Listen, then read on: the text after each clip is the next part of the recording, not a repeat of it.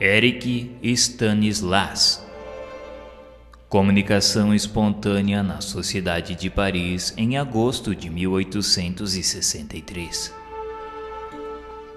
Que ventura nos proporcionam as emoções vivamente sentidas por valorosos corações. Ó suaves pensamentos que vindes abrir o caminho da salvação a tudo que vive, que respira material e espiritualmente. Não deixe jamais o bálsamo consolador de derramar-se profusamente sobre vós e sobre nós. De que expressões nos servimos que traduzam a felicidade dos irmãos desencarnados ao perscrutarem o amor que une a todos. Ah, irmãos, quanto bem por toda parte, que de sentimentos suaves, elevados e simples como vós, como a vossa doutrina, sois chamados a implantar ao longo da estrada a percorrer.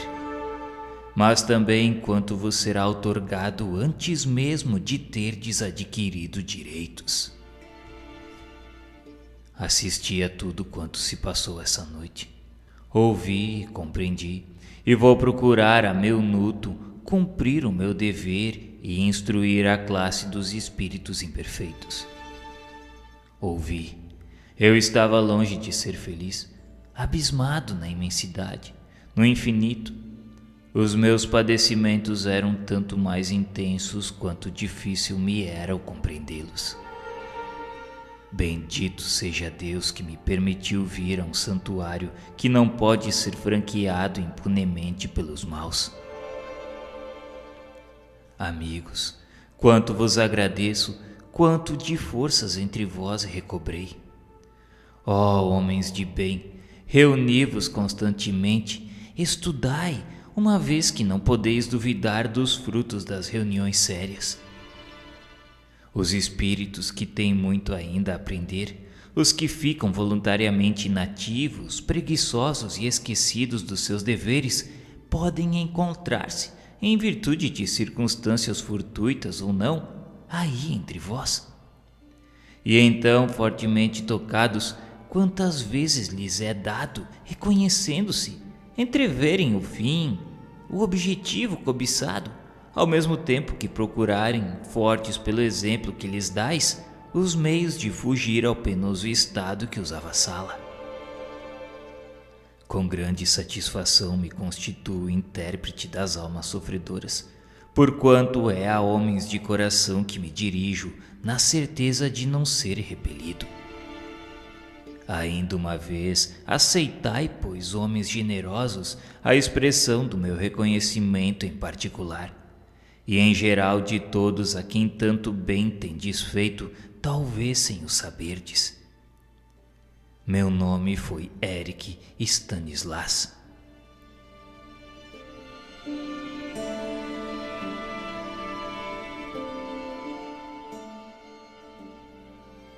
A seguir, reportaremos a comunicação do Guia do Médium.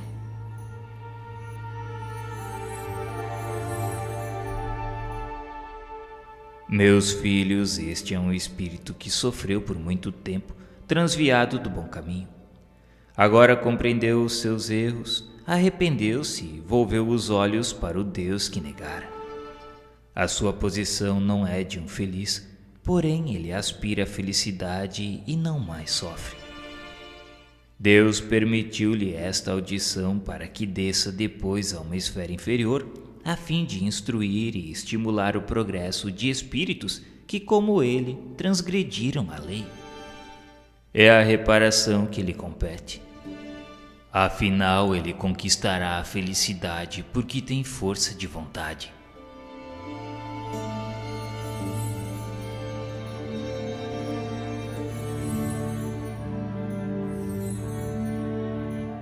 Senhora Ana Belleville. Jovem mulher falecida aos 35 anos de idade após cruel enfermidade. Vivaz e espirituosa, dotada de inteligência rara, de meticuloso critério e eminentes qualidades morais, esposa e mãe de família devotada, ela possuía, ao demais, uma integridade de caráter pouco comum e uma fecundidade de recursos que trazia sempre a coberto das mais críticas eventualidades da existência. Sem guardar ressentimentos das pessoas de quem poderia queixar-se, estava sempre pronta a prestar-lhes oportuno serviço. Intimamente ligados à sua pessoa desde longos anos, podemos acompanhar todas as fases da sua existência, bem como todas as peripécias do seu fim. Proveio de um acidente a moléstia que havia de levá-la, depois de a reter 3 anos de cama, presa dos mais cruéis sofrimentos, aliás, suportados até o fim com uma coragem heróica, e a despeito dos quais a graça natural do seu espírito jamais a abandonou. Ela acreditava firmemente na existência da alma e na vida futura, mas pouco se preocupava com isso. Todos os seus pensamentos se relacionavam com o presente, que muito lhe importava, posto não tivesse medo da morte e fosse indiferente aos gozos materiais. A sua vida era simples e sem sacrifício abria mão do que não podia obter, mas possuía inato sentimento do bem e do belo que apreciava até nas coisas mínimas. Queria viver menos para si que para os filhos, avaliando a falta que lhes faria, e era isso que aprendia à vida. Conhecia o espiritismo sem o ter estudado a fundo. Interessava-se por ele, mas nunca pôde fixar as ideias sobre o futuro. Este era para ela uma realidade, mas não lhe deixava no espírito uma impressão profunda. O que praticava de bom era o resultado de um impulso natural, espontâneo, sem ideia de recompensas ou de penas futuras. De há muito era desesperador o seu estado e iminente o desenlace, circunstância que ela própria não ignorava. Um dia, achando-se ausente o marido, sentiu-se desfalecer e compreendeu que a hora era chegada. Embaciando-se-lhe a vista, a perturbação a invadia, sentindo todas as angústias da separação. Custava-lhe, contudo, a morte antes da volta do esposo. Fazendo o supremo esforço sobre si mesma, murmurou: não quero morrer. Então sentiu renascer-lhe a vida e recobrou o uso pleno das suas faculdades. Quando o marido chegou, ela lhe disse que ia morrer, mas quis aguardar a sua vinda, por isso que tinha algumas recomendações a fazer. Assim se prolongou a luta entre a vida e a morte por 3 meses ainda, tempo que mais não foi que dolorosa agonia. Evocada no dia seguinte ao da morte, ela disse: meus bons amigos, obrigada pelo interesse que vos mereço. Demais fostes para mim como bons parentes. Pois bem, regozijai-vos porque sou feliz. Confortai meu pobre marido e velai por meus filhos. Eu segui logo para junto deles depois que desencarnei.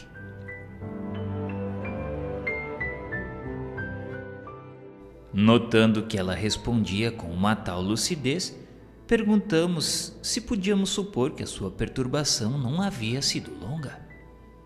Ela nos disse: meus amigos, eu sofri tanto, e vós bem sabeis que sofria com resignação. Pois bem, a minha provação está concluída.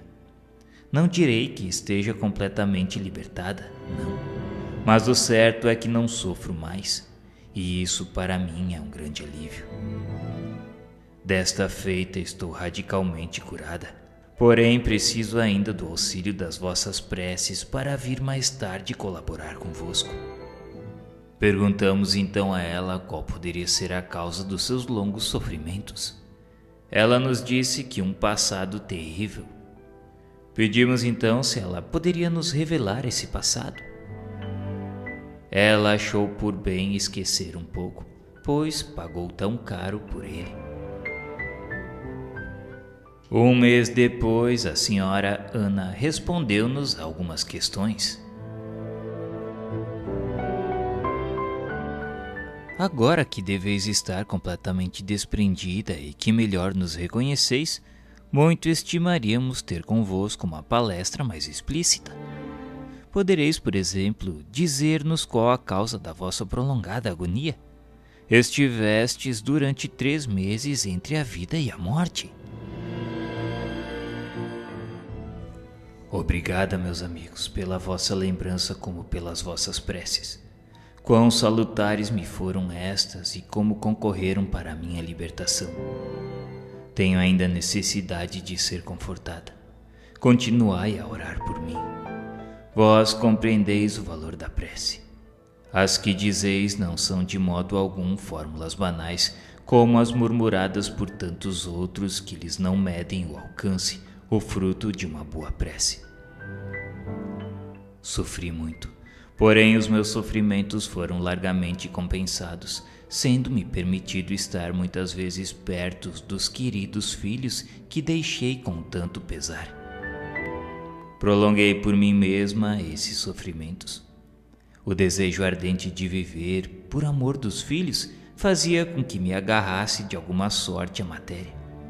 E ao contrário dos outros, eu não queria abandonar o desgraçado corpo com o qual era forçoso romper, se bem que ele fosse para mim um instrumento de tantas torturas. Eis aí a razão da minha longa agonia. Quanto à moléstia e aos padecimentos decorrentes, eram expiação do passado, uma dívida a mais que paguei. Ah, meus bons amigos, se eu vos tivesse ouvido, quanta mudança na minha vida atual. Que alívio experimentaria nos últimos momentos e quão fácil teria sido a separação. Se em vez de a contrariar, eu me tivesse abandonado confiadamente à vontade de Deus, à corrente que me arrastava. Mas em lugar de volver os olhos ao futuro que me aguardava, eu apenas via o presente que ia deixar. Quando houver de voltar à terra, serei espírita, vô-lo afirmo. Que ciência sublime! Assisto constantemente às vossas reuniões e aos conselhos que vos são transmitidos. Se eu, quando na terra, pudesse compreendê-los, os meus sofrimentos teriam sido atenuados. A ocasião não tinha chegado. Hoje compreendo a bondade e a justiça de Deus, conquanto me não encontre suficientemente adiantada para despreocupar-me das coisas da vida.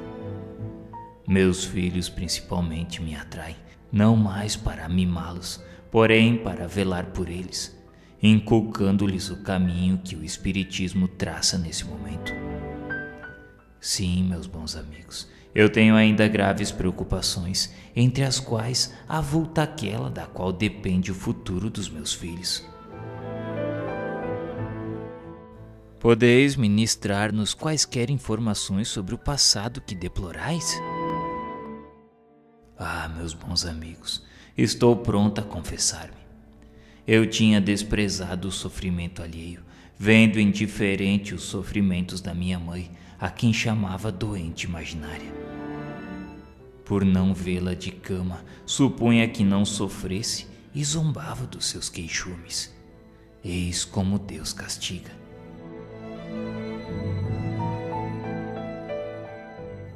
Seis meses depois da morte, a senhora Ana respondeu-nos algumas questões.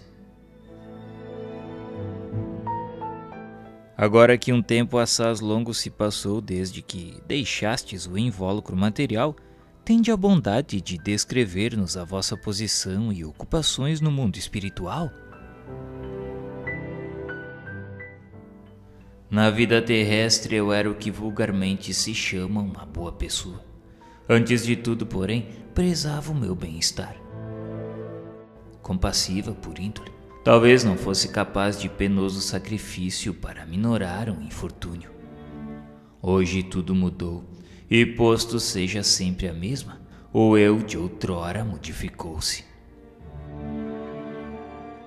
Ganhei com a modificação, e vejo que não há nem categorias nem condições além do mérito pessoal, no mundo dos invisíveis, onde um pobre caridoso e bom se sobreleva ao rico que humilhava com a sua esmola. Velo especialmente pelos que se afligem com tormentos familiares, com a perda de parentes ou de fortuna. A minha missão é reanimá-los e consolá-los, e com isso me sinto feliz.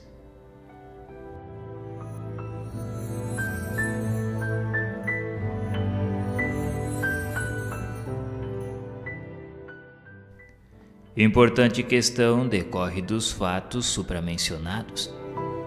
Perguntamos então ao Espírito São Luís se poderia uma pessoa, por esforço da própria vontade, retardar o momento da separação da alma do corpo. Ele nos respondeu que, se for resolvida afirmativamente e sem restrições, esta questão poderia dar lugar a consequências falsas. Certamente, em dadas condições, pode um espírito encarnado prolongar a existência corporal a fim de terminar instruções indispensáveis, ou ao menos por ele como tais julgadas. É uma concessão que se lhe pode fazer, como no caso vertente, além de muitos outros exemplos. Essa dilação de vida não pode, porém, deixar de ser breve, visto como é defeso ao homem inverter a ordem das leis naturais, bem como retornar de modo próprio à vida, desde que ela tenha atingido o seu termo. É uma assustação momentânea apenas. Preciso é, no entanto, que da possibilidade do fato não se conclua a sua generalidade, tampouco que dependa de cada qual prolongar por este modo a sua existência. Como provação para o espírito ou no interesse de missão a concluir, os órgãos depauperados podem receber um suplemento de fluido vital que lhes permita prolongar de alguns instantes a manifestação material do pensamento. Estes casos são excepcionais e não fazem regra.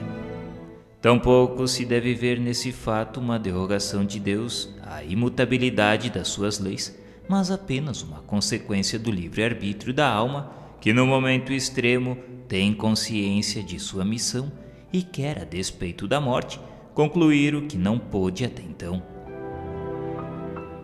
Às vezes pode ser também uma espécie de castigo infligido ao espírito duvidoso do futuro, esse prolongamento de vitalidade com o qual tem necessariamente de sofrer.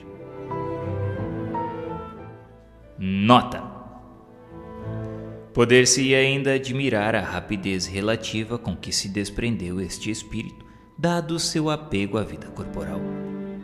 Cumpre, porém, considerar que tal apego nada tinha de material nem sensual, antes possuindo mesmo a sua face moral, motivada como era pelas necessidades dos filhos ainda tenros.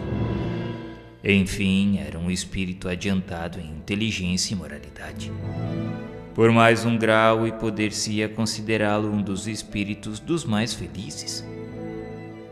Não havia, portanto, nos laços perispiríticos a tenacidade resultante da identificação material. Pode dizer-se que a vida debilitada por longa enfermidade apenas se prendia por tênues fios que ele desejava impedir se rompessem.